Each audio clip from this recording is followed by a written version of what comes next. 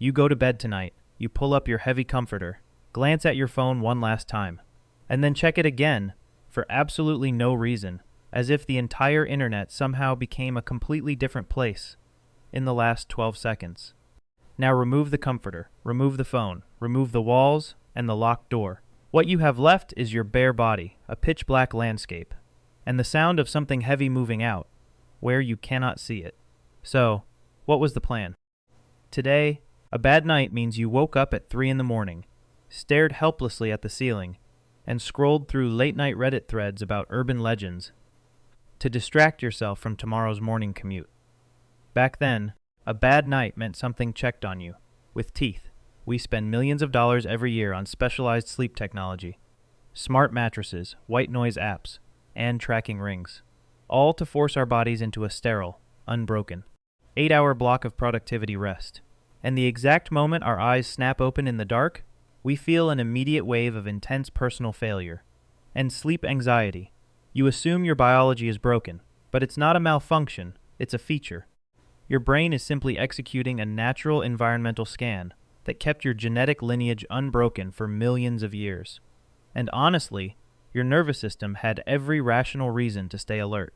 Modern biologists tracking apex predators have confirmed that large cats, like African lions, are 60% more likely to attack humans after 6 p.m., specifically during the pitch-black phases of the lunar cycle. The forecast back then was dark with a high chance of being eaten. For 99% of human evolutionary history, the setting of the sun meant entering a literal battleground of extreme vulnerability. We have undeniable forensic proof of this ancient terror. It's written on a small skull fragment found in Swartkrans Cave, South Africa, belonging to a 1.8 million-year-old juvenile hominin cousin named Paranthropus robustus. When forensic anthropologists studied the deep damage carved into the ancient bone, they discovered 2 perfectly spaced puncture marks in the back of the head. They matched the lower canine teeth of a fossilized leopard. Nearly 2 million years ago, a child was physically dragged backward into the dark by its skull. What survived wasn't the panic or the body, just a fragment of bone with 2 holes in it. That was a normal Tuesday. Nature is rude like that. Your ancestors did not have a sleep app, they had leopards, and this nightly pressure completely wired our minds. So, how did we actually survive the floor? Because before we regularly controlled fire to build a protective visual and thermal barrier at cave entrances, sleeping on the ground was a lethal gamble. We had to find an entirely different way to stay safe through the dark. And the very first part of that ancient survival plan is still triggering a violent physical reflex inside your body right as you drift off to sleep. You know that exact moment when you're right on the edge of drifting off? Your mind starts to wander. Your thoughts unspool. Your muscles finally go completely soft. And then, boom, a violent, terrifying spasm shocks your entire body awake, making you feel like you just plummeted through empty space. We call it a hypnic jerk, and it happens to roughly 70% of us. One compelling theory among evolutionary biologists is that this annoying little physical glitch is actually a leftover reflex from our tree-dwelling ancestors. It is the physical ghost of a tree branch, deeply embedded inside your modern mattress. Picture a split screen. On one side, you are lying on a plush box spring. On the other side, millions of years ago, an early hominin ancestor like Australopithecus is curled up inside a fragile nest of woven branches, high up in a dense tropical forest canopy. A massive midnight thunderstorm rolls in, whipping the trees back and forth. As the ancestors' muscles relax into light sleep, their primitive brainstem misinterprets the sudden drop in motor tone as a fatal, vertical fall from the limb. Instantly, it fires a rapid motor reflex to shock the sleeping body awake so they can frantically grab a branch before hitting the forest floor. So when your body twitches in your air-conditioned bedroom, your brainstem is just double-checking to make sure you aren't about to plunge 30 feet into the dark. But escaping those trees and transitioning to the ground was arguably the most important sleep upgrade we ever got. And it only happened because we learned to control fire. You see, tree-sleeping primates are stuck in a major biological trap. Because they have to constantly maintain muscle tone to avoid falling out of a branch, their sleep is fragile, fitful, and highly restricted. They can barely afford to enter rapid eye movement or REM sleep. Why? Because during REM, your brainstem completely paralyzes your skeletal muscles, so you don't physically act out your dreams. If a primate enters deep REM muscle paralysis on a high branch, it falls and dies. Once humans had fires to guard the perimeter, they could finally drop out of the canopy and sleep flat on the stable earth. That safety allowed us to compress our total sleep duration down to a highly efficient average of 7 hours, while completely spiking the proportion of high-intensity REM and deep, slow-wave sleep. While other primates have to sleep up to 15 hours just to get by, we optimized the process. This deeper sleep architecture supercharged our memory consolidation, complex problem-solving, and emotional processing.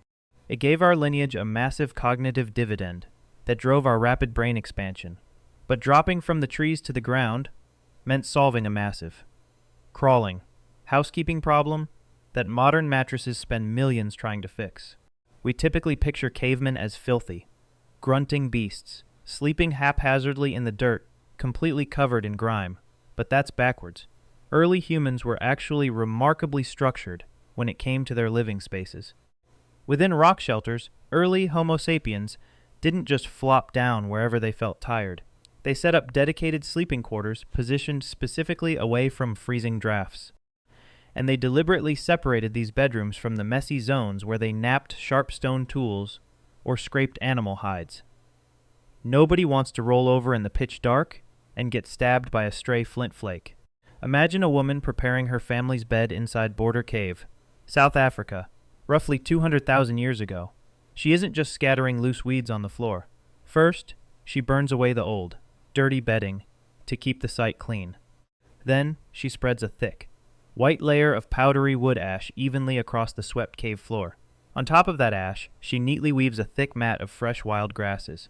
This wasn't an aesthetic choice. The fine wood ash served as a highly effective, chemical-free insecticide. At a microscopic level, those powdery ash particles block the tiny breathing pores of crawling ticks, bedbugs, and lice, absorbing their protective outer wax coating and dehydrating them almost instantly on contact.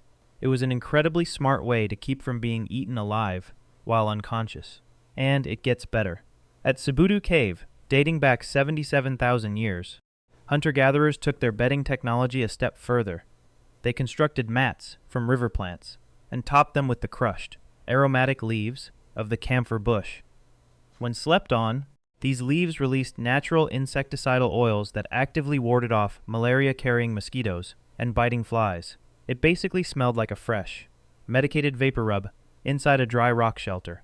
Now, to be completely fair, botanical evidence like this is incredibly fragile, and it only survives in rare caves with highly specific microclimates.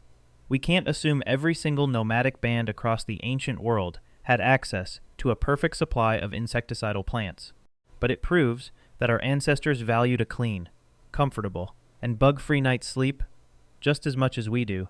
But even with an engineered, bug-free mattress, what happened when humans migrated north and the winter night stretched out into a freezing 16-hour void? When early humans migrated out of Africa and into higher latitudes, they ran face-first into deep, grueling winters where the night could stretch out for 16 hours straight. To see how they managed, we have to step inside a small, drafty peasant cottage in 15th century England. It's 2 in the morning, in the dead of winter. The room is bitterly cold, smelling of wet wool, burning tallow, and smoke. Suddenly, a farming couple wakes up, completely naturally. They don't panic. They don't reach for a sleeping pill. Instead, they light a small rushlight, stoke the dying embers of the hearth, and just hang out. For the next hour or two, they murmur quietly to each other, contemplate their dreams, read a page of a book, or check on their children.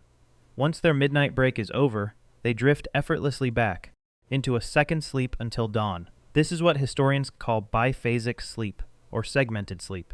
Historian Roger Kirch built a massive database of over 2,000 historical diaries, court depositions, and literary texts proving that across pre-industrial Europe, dividing the night into 2 distinct shifts separated by a midnight watch was a highly formalized, completely normal way of living. If you read about this online, people love to claim that this split schedule is the universal, natural human default. They romanticize the idea that our modern, unbroken 8-hour block is a toxic invention of the Industrial Revolution that ruined our ancestral sleep. But that's backwards. When researchers strapped high-tech fitness wrist trackers onto traditional, modern equatorial hunter-gatherers like the Hadza of Tanzania or the San of the Kalahari, they discovered something that blew that internet theory wide open. These groups don't sleep in shifts, they sleep in a single, continuous, monophasic block for about 6 to 7 hours a night, remarkably similar to what modern urbanites get today. Your sleep pattern isn't natural or unnatural in a vacuum. It depends entirely on where your ancestors migrated. Split sleep wasn't a universal evolutionary baseline. It was a specific geographical adaptation to winter darkness. When you are trapped in a freezing northern landscape with 16 hours of absolute blackness, trying to sleep the whole time is functionally impossible, unless you are a hibernating bear. The body adapted to the excessive darkness by breaking the night in half. So no, waking up at 2 a.m. doesn't automatically mean your caveman soul is trying to return to its natural schedule. But if you do happen to wake up in the pitch black at 2:00 a.m., science discovered that your brain doesn't actually want you to panic. It unleashes a chemical cocktail designed for a completely different state of mind. When you wake up at 2:00 a.m. in a modern bedroom, your immediate reflex is panic. You glare at the digital clock, do some frantic, depressing math about how many hours you have left before your alarm goes off, and your chest tightens with stress. Your brain triggers a rush of cortisol, the stress hormone, because it thinks you are failing a basic biological task. But when humans are removed from artificial light, something entirely different happens to their chemistry. In the 1990s, a researcher named Thomas Ware at the National Institute of Mental Health ran a landmark clinical experiment. He placed subjects in an environment with 14 hours of forced darkness every single night to mimic a natural, deep winter photoperiod. Within a few weeks, the subjects naturally reverted to a split sleep schedule, waking up right in the middle of the night for an hour or two. But here is the massive twist. They weren't panicking. When researchers measured their blood chemistry during that midnight waking window, they discovered a massive surge of prolactin. Prolactin is a pituitary hormone, and inside a waking brain, it does something incredible. It triggers a state of deep, meditative calm and peaceful stillness. Imagine transitioning from a cold, hostile exterior storm into a warm, dimly lit natural shelter. A person sits there in absolute, peaceful silence, listening to the night. They aren't bored, and they aren't anxious. They are experiencing what neuroscientists call quiet wakefulness. It is a chemically supported state of serene reflection. Historically, the midnight watch wasn't a time of existential dread or modern, caffeine-driven insomnia panic. It was a psychological sanctuary. Your ancestors used it to process their thoughts, watch the fading embers, and exist in a state of quiet consciousness that our brightly lit modern world has completely erased. So, why would evolution want an individual awake, calm, and highly alert in the middle of a dark landscape? Because human survival didn't just rely on individual chemistry, it relied on a hidden mathematical miracle. In almost every household, there is an ongoing, exhausting battle over bedtimes. Parents berate their teenagers for staying up past midnight, viewing it as a behavioral defect or plain old laziness, while grandparents are naturally up at 4:30 a.m., pacing the kitchen floor. We treat this generational clash as a giant structural headache that needs to be fixed with discipline or sleep apps. But that's backwards. Evolutionary biologists suggest that your teenager staying up late and your grandparents waking up early isn't a modern bad habit. It's a coordinated, age-staggered sentinel network designed by natural selection. We like to imagine that in a survival landscape, ancient humans posted a single, miserable guard on a rigid military-style night shift, forcing them to sit awake in the dark for hours while everyone else slept. But group sleep in ancestral environments didn't rely on designated sentries. Instead, it relied on a beautifully organic, unconscious system called asynchronous vigilance. In a landmark study tracking a hunter-gatherer camp over 20 days, researchers discovered a staggering statistic. Across 3 weeks of tracking, there were only 18 minutes where every single adult in the camp was simultaneously asleep at the same time. Let that sink in. For 99.8% of the entire night, at least one individual was awake, shifting, or in a light sleep phase, providing continuous group defense without a single designated watchman. And evolution pulled off this mathematical miracle, using nothing but age-related variations in circadian biology. Our internal clocks change as we age. Teenagers and younger adults are naturally wired to be late-night owls staying awake past midnight for courtship, mating, and socializing. Meanwhile, elders and grandparents naturally transition into early morning larks, their biological master clocks waking them hours before the sun rises. Picture a quiet, cool savanna night. A teenage hunter sits quietly, watching the fire die down as the rest of the camp sleeps. Hours later, as the teenager's eyes grow heavy, and they finally flip over to drift off, an elderly grandmother naturally sits up in the dark, gently stokes the dying embers with a branch, and assumes the watch. It is a seamless, completely organic trade of biological vigilance. One generation sleeps securely because the other generation is naturally awake. So, your family's chaotic sleep schedules aren't broken. They are a synchronized evolutionary shield. But keeping the tribe safe from ambush predators was only the baseline of the ancient night. Once the fire secured the perimeter, it opened up a sacred space that completely rewrote human consciousness. During the day, our ancestors spent their time hunting, gathering, and managing the endless social frictions of communal life. Anthropologist Polly Wiesner documented that while daytime conversations among the Juhansi hunter-gatherers are heavily dominated by practical economic negotiations, gossip, and personal complaints, accounting for about 65% of their speech, the exact moment the campfire is lit, the entire human dynamic transforms. Nighttime firelight talk shifts to 81% storytelling, ceremony, and myth-making. The flickering orange flames soften facial expressions, and the audience routinely repeats the last words of phrases or responds with rhythmic, affirmative chants.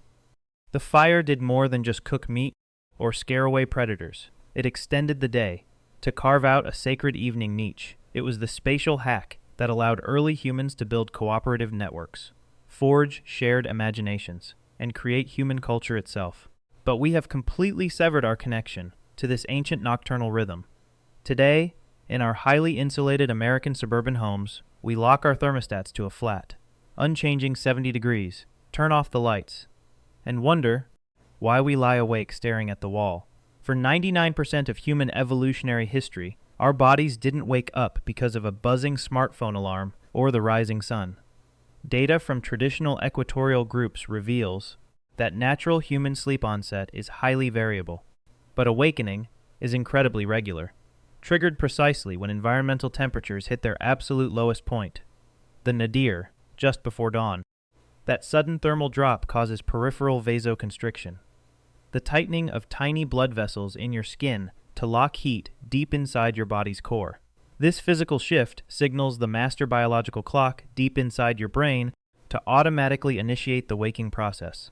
By flattening our bedroom temperatures with high-efficiency HVAC systems, we have effectively silenced our body's natural alarm clock. We have trapped an ancient, savanna-adapted mind inside a sterile, modern industrial cage.